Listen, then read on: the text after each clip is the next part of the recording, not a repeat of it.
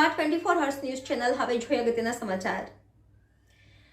ફાગુન માસ નિમિત્તે આપણી સંસ્કૃતિ અને પરંપરાને ધ્યાનમાં રાખીને દર વર્ષે ભગવાન મૃગના ભક્તો દ્વારા ઉત્તિરા નક્ષત્રના શુભ દિવસને ભવ્ય રીતે ઉજવવામાં આવે છે।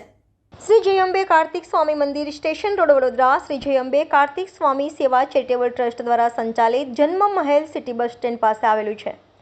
ભગવાન પરમેશ્વર શિવ અને પાર્વતી આંદલ અને પાર્વતીના લગ્ન દર્શાવે છે।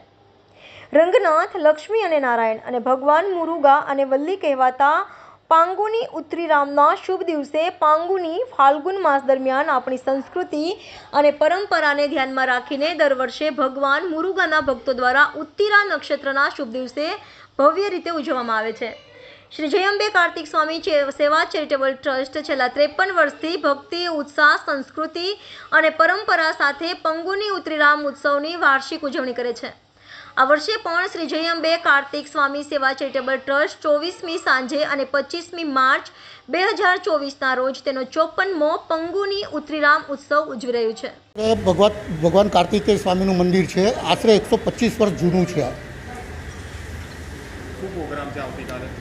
પરમ દિવસે 25 તારીખે ધૂળેટીના દિવસે કાર્તિક ભગવાન કાવડ યાત્રા સુરસાગરથી નીકળી વડોદરા રેલવે સ્ટેશનની સામે પહોંચશે।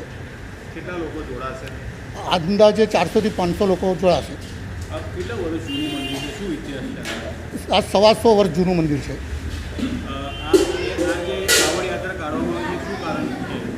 લોકોની માનતા હોય છે, ભગવાન કાર્તિકની કાવડ યાત્રા કાઢવાની જે માનતા રાખતા એમની ઈચ્છા પૂરી થઈ જાય, માનતા પૂરી થાય તો એ લોકો આ કાવડ ક્યાંથી લોકો જોડાતા હોય છે? આખા વડોદરામાંથી આવે છે, નડિયાદ, આણંદ, ભરૂચ ત્યાંથી ઘણા લોકો આવે છે।